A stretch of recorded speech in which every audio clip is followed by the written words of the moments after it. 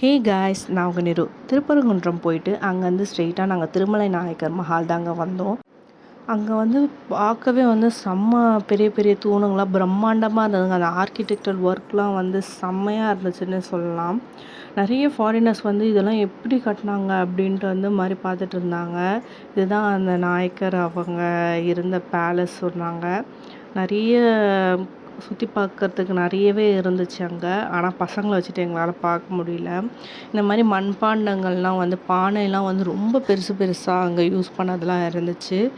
நல்லா நைட் வந்ததுனா laser show இருக்கும்னாங்க. ஆனால் இப்போ ஏதோ ஒர்க் நடக்கிறதுனால அந்த லேசர் ஷோவும் கட் பண்ணிட்டாங்கன்னு சொன்னாங்க.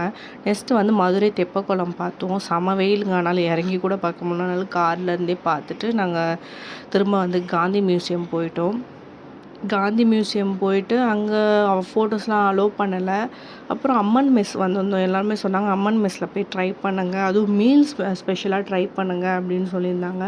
அதனால் அம்மன் மெஸ் வந்தோம். பார்த்தா லாஸ்ட்டு எங்களுக்கு தான் மீல்ஸ் இருந்துச்சு. ஆனால் அவங்க கொடுத்த பாயாசம் வேறு லெவலுங்க. பாய் கேஸ், நெக்ஸ்ட் வீடியோவில் பார்க்கலாம்.